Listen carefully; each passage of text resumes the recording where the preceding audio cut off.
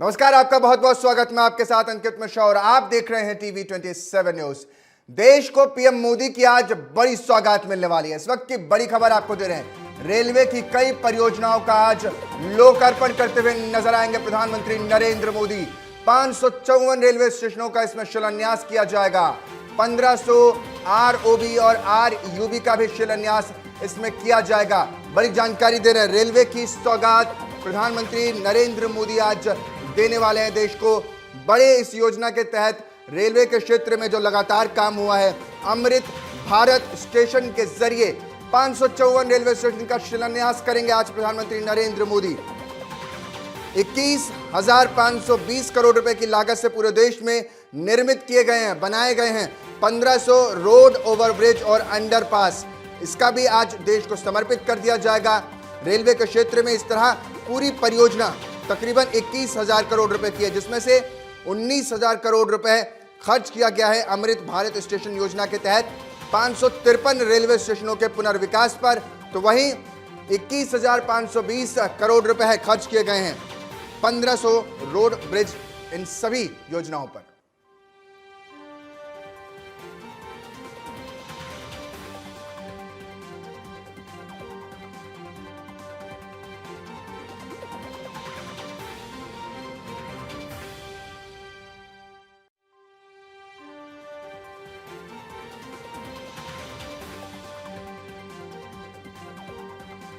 तो देखिए, साफ तौर पर आज इन सभी योजनाओं के जरिए प्रधानमंत्री नरेंद्र मोदी देश को समर्पित करेंगे ये योजनाएं।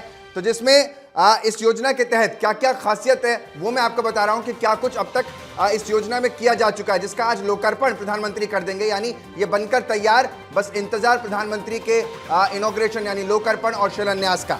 19,000 करोड़ रुपए से अधिक की लागत से अमृत भारत स्टेशन के तहत 553 रेलवे स्टेशन के पुनर्विकास का शिलान्यास आज होने वाला है।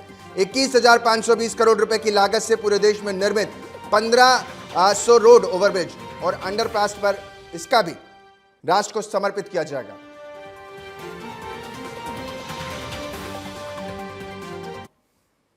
अगली बड़ी खबर सामने आ रही है कानपुर से, जहां आज कानपुर दौरे पर रहेंगे मुख्यमंत्री योगी आदित्यनाथ, जिसको लेकर प्रशासन पूरी तरीके से अलर्ट मोड पर नजर आ रहा है। मैन्युफैक्चरिंग प्लांट का इस मौके पर उद्घाटन करते हुए नजर आएंगे मुख्यमंत्री योगी आदित्यनाथ। बड़ी जानकारी आपको दे रहे हैं। सीएम के दौरे को लेकर प्रशासन पूरी तरीके से अलर्ट और मुस्तैद नजर आ रहा है।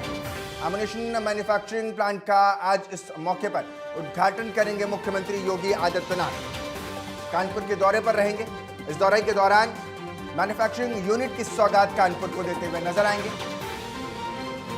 कानपुर को आज ये बड़ी सौगात मिलने जा रही है। मेरे साथ मेरे सहयोगी पंकज तिवारी ज्यादा जानकारी के साथ जुड़ गए हैं। पंकज, आज ये बड़ी योजना या यूं कह ले एक बड़ी सौगात रोजगार के लिए क्षेत्र में भी इस मैन्युफैक्चरिंग यूनिट को देखा जाएगा। क्या कुछ कार्यक्रम मुख्यमंत्री का आज रहने वाला है? जी देखिए, बिल्कुल आपको बता दें कि आज मुख्यमंत्री योगी आदित्यनाथ कानपुर के नरवल तहसील में साड़ क्षेत्र का दौरा करेंगे और यहाँ पर आपको बता दें कि एक तरह से जो निर्माणाधीन डिफेंस कॉरिडोर जो अडानी ग्रुप द्वारा बनाया जा रहा था, इसका लगभग काम निर्माण कार्य पूरा हो चुका है। इसका उद्घाटन करना है और आपको बताएं कि इस डिफेंस कॉरिडोर में देश भर के यहाँ जो भी प्रोडक्ट बनेंगे वो देश भर में सप्लाई किए जाएंगे। विशेष करके हथियार और कारतूस बनाया जाएगा और इसको लेकर के साड़ में ये जो पूरा कॉरिडोर बनाया गया है 200 हेक्टेयर भूमि पर बनाया गया है। तो जाहिर सी बात है कि इतने बड़े यूनिट का उद्घाटन करने जा रहे हैं, तो यहाँ पे उत्तर प्रदेश में जो युवा हैं उनके रोजगार का भी एक तरह से देखा जाए तो अवसर होगा और देश कहीं ना कहीं आत्मनिर्भर होता दिख रहा है। जो युद्धक क्षेत्र में जो भी इंस्ट्रूमेंट लगते थे वो बाहर से जो मंगाए जाते थे, विदेशों से जिनकी डील की जाती थी, वो अब कहीं ना कहीं देश में उनका निर्माण चल रहा है। और विशेषकर उत्तर प्रदेश में डिफेंस कॉरिडोर बनाने का मतलब हुआ कि यूपी का सीधा सीधा डेवलपमेंट और सीधा सीधा पूरे देश के विकास में योगदान। तो आज मुख्यमंत्री का यहाँ पे कार्यक्रम होने वाला है और इसके लिए कानपुर प्रशासन की जो तैयारियां हैं सब मुकम्मल कर ली गई हैं। 2 हेलीपैड बनाए गए हैं और दोनों पे फ्लीट रिहर्सल किया जा चुका है। सुरक्षा के सारे जो इंतजाम है वो मुकम्मल किए जा चुके हैं। जानकारी आ रही है कि सीएम के इस समारोह में जिले के 500 गणमान्य लोग भी डिफेंस कॉरिडोर और एमुनिशन मैन्युफैक्चरिंग कॉम्प्लेक्स के महत्व को बताएंगे, उस समय वहां पर मौजूद रहेंगे। कितने बजे के आसपास पंकज ये कार्यक्रम वहां पर प्रस्तावित होने वाला है जब सीएम पहुंचेंगे? जी बिल्कुल, आपको बता दें कि ये दोपहर लगभग 1:30 बजे के लगभग ये पूरा कार्यक्रम होगा। वैसे तो 11 बजे वहाँ सारी चीजें जो है कि व्यवस्थित कर दी जाएंगी और उसके बाद जैसे सीएम वहाँ पहुंचेंगे, पहले इस पूरे कॉरिडोर में वो भ्रमण करेंगे, देखेंगे और क्या कुछ कैसे निर्माण चल रहा है, ये सब सारी चीजें उनको दिखाई जाएंगी। उसके बाद जो कानपुर के जो 500 लोग आपने बताया कि गणमान्य लोग वहां पे रहेंगे, तो जाहिर सी बात है कि सीएम जहां जाते हैं वहां पे विशेष आयोजन होता है और वहां के विशिष्ट लोगों को भी बुलाया जाता है। वो खुद आते हैं और सीएम को सुनते हैं, तो कहीं ना कहीं वहां से एक मैसेज भी दिया जाएगा। जो लगातार सीएम योगी आदित्यनाथ प्रदेश के डेवलपमेंट की बात करते हैं और जो एक तरह से इंडस्ट्रियल डेवलपमेंट पे सीधा स्पेशली फोकस उनका रहता है, तो कहीं ना कहीं ये युवाओं के रोजगार से जुड़ा और प्रदेश के विकास से जुड़ा मामला है। तो जाहिर सी बात है कि वहां पे लोग आएंगे और उनको सुनने की कोशिश करेंगे। अडानी ग्रुप द्वारा जो निवेश किया गया था उत्तर प्रदेश में, ये एक तरह से देखा जाए तो ये इनोग्रेशन बहुत बड़ा इनोग्रेशन है, उद्घाटन है पूरे कॉरिडोर का, डिफेंस कॉरिडोर का जो बनाया गया है। और इसके बाद अब लगातार कहीं ना कहीं जो औद्योगिक विकास का जो एक गलियारा जो तैयार हो रहा है, उसका एक 1 by 1 करके उद्घाटन शुरू होगा। तो जाहिर सी बात है इस उद्घाटन के बाद से प्रदेश के जो तमाम और क्षेत्रों में जो निर्माण कार्य जो पूरा हो चुके हैं, जो कॉरिडोर बनाए जा चुके हैं डेवलपमेंट को लेकर के, इंडस्ट्रियल डेवलपमेंट को लेकर के, उनके भी लगातार जो है कि इनोग्रेशन सीएम के द्वारा होगा। लेकिन आज का ये जो कार्यक्रम है ये खास इसलिए है क्योंकि प्रदेश हित में तो है ही, साथ ही साथ डिफेंस के क्षेत्र में एक महत्वपूर्ण भूमिका निभाने जा रहा है उत्तर प्रदेश। कौन कौन से उद्योगपति इस डिफेंस कॉरिडोर के कार्यक्रम में शामिल हो सकते हैं? आज कौन कौन से गणमान्य नेता होंगे, पॉलिटिशियन से लेकर के बिजनेसमैन इस कॉरिडोर में शामिल होने के लिए, शिरकत करने के लिए पहुंचेंगे आज?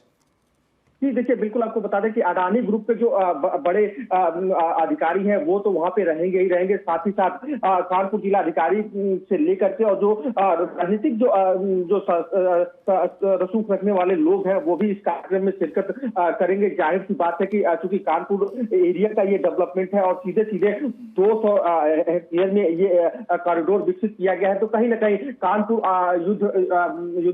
आयुधक हथियार बनाने के क्षेत्र में पहले से ही अपना नाम रखे हुए है। तो कहीं ना कहीं जो है कि क्षेत्र के जो गणमान्य व्यक्ति हैं, जो नेता है वो वहां पे रहेंगे और सारे सुरक्षा से जुड़े जो सारे अधिकारी हैं वो भी यहाँ पे रहेंगे, क्योंकि जब सीएम वहां पे जाएंगे और जो ये हथियार और जो ये कारतूस है इनको जब बताया जाएगा, तो जाहिर सी बात है कि वहां के पुलिस के बड़े अधिकारी और साथ ही साथ अडानी ग्रुप के जो बड़े अधिकारी है, जो मैन्युफैक्चरिंग कॉरिडोर में जो ये काम कर रहे हैं, वो भी वहां पे मौजूद रहेंगे। ठीक है पंकज, आप लगातार बने रहिए। उद्योगपति से लेकर नेता क्षेत्र से भी, यानी पॉलिटिकल बड़े चेहरे भी आज इसमें नजर आ जाएंगे खास तौर पर। अब अगली खबर की तरफ दर्शकों को लिए चलते हैं, जहां सपा अध्यक्ष अखिलेश यादव ने बैठक बुलाई। अखिलेश यादव आज शाम करेंगे चर्चा, जहां सपा विधायकों को लखनऊ में ही रोका गया है। राज्यसभा चुनाव की वोटिंग के लिए रोका गया है।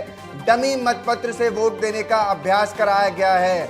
यानी साफ तौर पर कोशिश ये कि इस बार राज्यसभा चुनाव में कुछ सीटें सपा भी जीत सके। राज्यसभा चुनाव के लिए वोटिंग के लिए डमी मतपत्र से वोट देने का अभ्यास आज इसमें कराया जाने वाला है, जहां सपा विधायकों को लखनऊ में ही रोका गया है। अखिलेश यादव आज शाम चर्चा इस पर करते हुए नजर आएंगे। बैठक बुलाई हुई है सपा अध्यक्ष ने, अखिलेश यादव ने, और इस बैठक में जो सपा के विधायक हैं उन्हें खासतौर पर ट्रेनिंग दी जाएगी एक तरीके से कि मतपत्र से वोट कैसे किया जाना है। इसका अभ्यास आज करवाते हुए नजर आएंगे।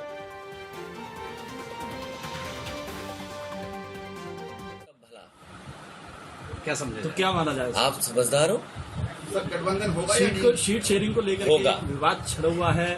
कोई विवाद नहीं है, आपके सामने सब चीजें साफ हो जाएंगी बहुत जल्दी। इंचार्ज पांडे जी ने कहा है बीएसपी के लिए कि उनके लिए अभी बात सब पुरानी हो गई। अरे आपने दरवाजा बंद तो नहीं कर दिया? कितनी पुरानी बातें बता रहे हो। मैंने आपसे क्या कहा?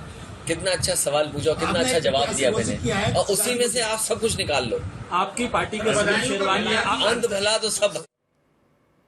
पंकज मेरे साथ जुड़े हुए हैं। पंकज, सपा अध्यक्ष ने आज ये बैठक बुलाई हुई है और इस बैठक में ट्रेनिंग दी जाने वाली है कि मतपत्र से कैसे चुनाव करना है। क्या कुछ आज ये होने वाला है इस बैठक में? जी देखिए, बिल्कुल आपको बता दें कि एक दिन पहले भी समाजवादी पार्टी के राष्ट्रीय अध्यक्ष अखिलेश यादव ने पार्टी कार्यालय पे सभी विधायकों की बैठक बुलाई थी और कहीं न कहीं समाजवादी पार्टी है वो अपने विधायकों का जो वोट बैंक है वो बांट के रखना चाहती है, विधायकों को एक साथ लेकर के रखना चाहती है, क्योंकि जिस तरह का सिचुएशन बना है उत्तर प्रदेश में राज्यसभा की 10 सीटों के लिए 11 प्रत्याशी मैदान में उतार दिए गए हैं। भाजपा ने 8 उतारे हैं और समाजवादी पार्टी के भी 3 प्रत्याशी मैदान में है। तो कहीं न कहीं 10 सीटों के सापेक्ष 11 अगर जो प्रत्याशियों को उतारा गया है तो जाहिर सी बात है कि क्रॉस वोटिंग की संभावना सबसे ज्यादा बन रही है। हालांकि बीजेपी अपना जो है कि संख्या बल दुरुस्त करने में जुटी हुई है और माना जा रहा है कि बीजेपी और आरएलडी के जो विधायक है वो वोट करेंगे और कहीं न कहीं अगर जो कुछ कमी बेसी रही तो बीजेपी के जो 8 प्रत्याशी हैं वो निकल जाएंगे। लेकिन सबसे बड़ी समस्या बनी हुई है समाजवादी पार्टी के लिए कि उसको 3 सीटों के लिए समाजवादी पार्टी को 111 विधायकों के मतों की जरूरत है, जबकि समाजवादी पार्टी के पास 108 विधायक हैं और जिनमें से 2 जेल में है। तो ऐसे में जो है कि समाजवादी पार्टी कैसे अपने संख्या बल को दुरुस्त करेगी ये देखने वाली बात होगी। हालांकि राजा भैया और उनकी पार्टी के एक विधायक यानी 2 विधायकों पे सबकी नजर टिकी हुई है कि ये किस पाले में जाते हैं, बीजेपी के साथ आते हैं या फिर समाजवादी पार्टी के साथ आते हैं। क्योंकि राजा भैया भी पिछले दिनों जो बयान दिए थे उनमें उन्होंने सीधे तौर पे कहा था कि समाजवादी पार्टी में उन्होंने काम किया हुआ है और समाजवादी पार्टी उनकी सबसे पुरानी पार्टी है। हालांकि अखिलेश पंकज, इसी से जुड़ा हुआ सवाल मेरा आपसे था कि क्या राजा भैया और पल्लवी पटेल कामरावादी से हैं, यानी जो जिस पार्टी से आती हैं अपना दल कामरावादी से, क्या इनको साथ पाएंगे? क्योंकि लगातार इनके संपर्क में भी हैं और कहा जा रहा था कि दोनों ही, पहले पल्लवी पटेल इससे खफा नजर आ रही थी और अब कहा जा रहा है कि शायद वोट कर दें। जी देखिए, आपको बताएं कि पल्लवी पटेल अपना दल कामरावादी से आती हैं और उन्होंने इस नामांकन के पहले यानी विधानसभा प्रत्याशियों के नामांकन के पहले ही समाजवादी पार्टी की सहयोगी दल में तो जरूर हैं, लेकिन उन्होंने पल्ला झाड़ लिया था कि हम इसमें वोट नहीं कर पाएंगे। यानी वो कहीं न कहीं कांग्रेस के संपर्क में जाने वाली थी और ऐसे सूत्र भी बता रहे थे कि हो सकता है कि कांग्रेस के संपर्क में पल्लवी पटेल रहे। लेकिन जब से कांग्रेस और समाजवादी पार्टी के बीच लोकसभा सीटों को लेकर के गठजोड़ हुआ है और बात बन चुकी है, उसके बाद कहीं न कहीं ये उम्मीद है कि कामरावादी का जो वोट है वो समाजवादी पार्टी को मिले। लेकिन उसके बावजूद भी 111 वोटों की जरूरत है, विधायकों के वोटों की जरूरत है। तो 111 वोट को मैनेज करना इतना आसान नहीं है। अगर जो राजा भैया बीजेपी की तरफ खिंच के आते हैं तो जो है कि इसमें मामला और भी तुल पकड़ लेगा और समाजवादी पार्टी के लिए नुकसान होगा। उससे 3 जो है कि प्रत्याशी नहीं जीत पाएंगे। और राजा भैया अगर जो जाते भी हैं तो जाहिर सी बात है कि ऐसे सिचुएशन में देखने वाली बात होगी कि कहीं कोई विधायक अनुपस्थित ना रहे इस वोटिंग में। आज जो बैठक बुलाई गई है समाजवादी पार्टी कार्यालय पे विधायकों की, उसमें कहीं ना कहीं वोट करने की जो पूरी प्रक्रिया है उसके लिए डमी ट्रेनिंग दी जाएगी कि कैसे आपको करना है कि कोई वोट फॉल्स ना रहे। और साथ ही साथ पार्टियों ने अपने सभी विधायकों को हिदायत भी दी है कि इसमें जो है कि तबीयत खराब या ना आने का, गैर हाजिर होने का बहाना नहीं चल सकता है। आपने देखा होगा कि पिछले दिनों मथुरा में भी आरएलडी की तरफ से बैठक की गई थी और सारे विधायकों को बुलाया गया था कि ये जो आने वाले वक्त में जो वोटिंग करना है, जो चुनाव में जो मतदान करना है वो कैसे किया जाए। हालांकि बीजेपी भी अपना सारा समीकरण दुरुस्त कर रही है और आज बीजेपी शाम 5 बजे लोक भवन में अपने विधायकों के साथ बैठक करेगी और वोटिंग का जो ट्रेनिंग है वो देगी। तो सभी पार्टियां अपने अपने संख्या बल को दुरुस्त करने में लगी हुई है। ट्रेनिंग तो हर कोई दे रहा है, लेकिन पॉलिटिशियन पर तो कहा जाता है कि ट्रेनिंग कितनी भी करा लीजिए, लास्ट मौके पर या तो किल्ली उखाड़ के लेकर चले जाते हैं या फिर पिच पर ही नहीं आते हैं। मतलब हमेशा क्रॉस वोटिंग का खतरा जो है, हॉर्स ट्रेडिंग का, वो बना रहता है। बिल्कुल ये सिचुएशन बना हुआ है। या तो इस वोटिंग में क्रॉस वोटिंग होगी या माना जा रहा है कि कुछ विधायक अनुपस्थित भी हो सकते हैं, यानी जिनकी तबीयत खराब हो सकती है, जो खराब रहेगी वो नहीं आ सकते हैं, तब भी समीकरण कुछ न कुछ गड़बड़ होता नजर आ रहा है। हालांकि बीजेपी लगातार ये दावा कर रही है कि संख्या बल उसके पास पर्याप्त है, उसके लिए कोई चिंता नहीं है। तो यानी हो सकता है कि इस वोटिंग में समाजवादी पार्टी के भी कुछ विधायक क्रॉस वोटिंग कर सकते हैं। जैसे पल्लवी पटेल का नाम सामने आया था कि वो सहयोगी दल में है और उन्होंने सीधे तौर पे मना किया है कि वो समाजवादी पार्टी के किसी मेंबर को। खैर सपा ने मना लिया है पंकज ने, वैसे तो जहां तक अभी ऊपरी तौर पर वो कहती हैं कि हाँ हम भी जो सब इनका एक नारा है उसके तहत हम भी अपने आप को सहमत पाते हैं और ओबीसी और पिछड़ा और दलित इनको हम आगे रखते हैं। तो देखना दिलचस्प होगा कि इस वोटिंग में क्या कुछ नजर आएगा। अगली खबर की तरफ लिए चलते हैं। बीजेपी का प्रचार रथ आज रवाना होने जा रहा है।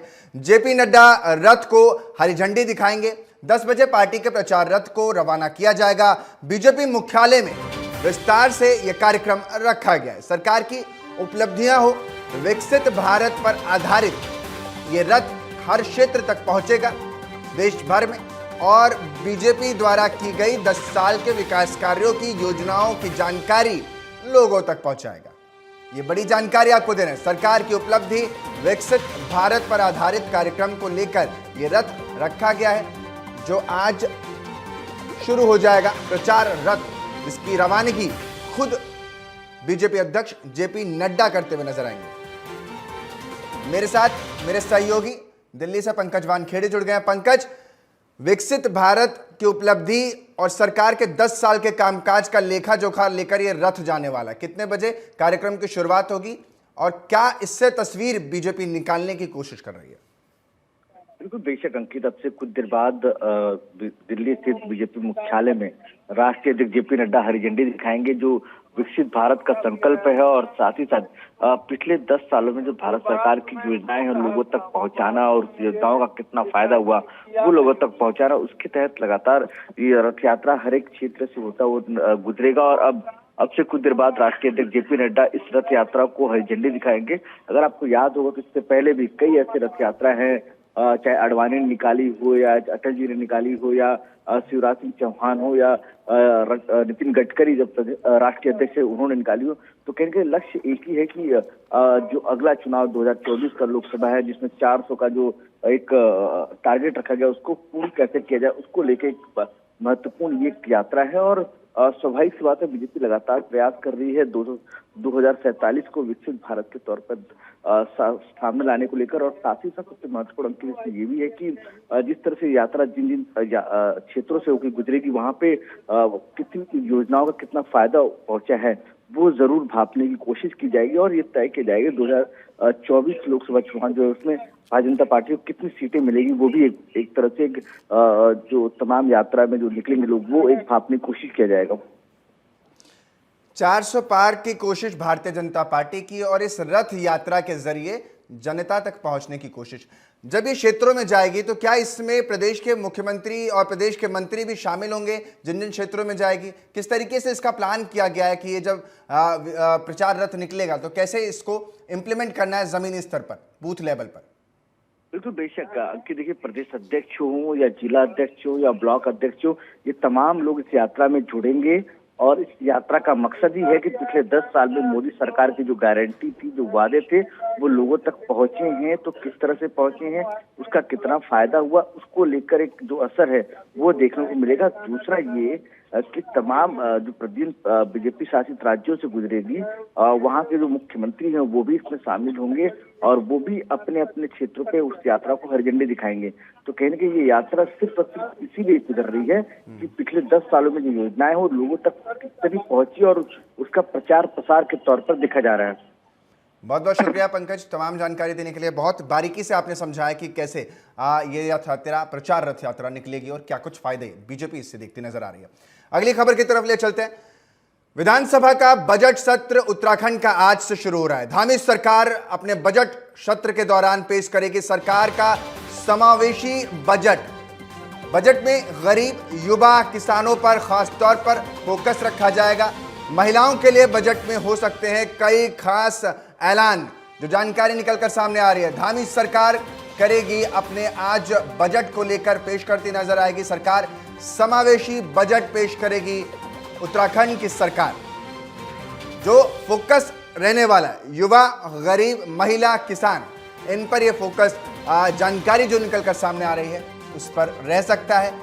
इस बजट के जरिए इन कई मुद्दों पर सरकार अपने बजट के द्वारा व्यय करती हुई नजर आएगी। यानी इस बजट में आय व्यय दोनों को दर्शाया जाएगा।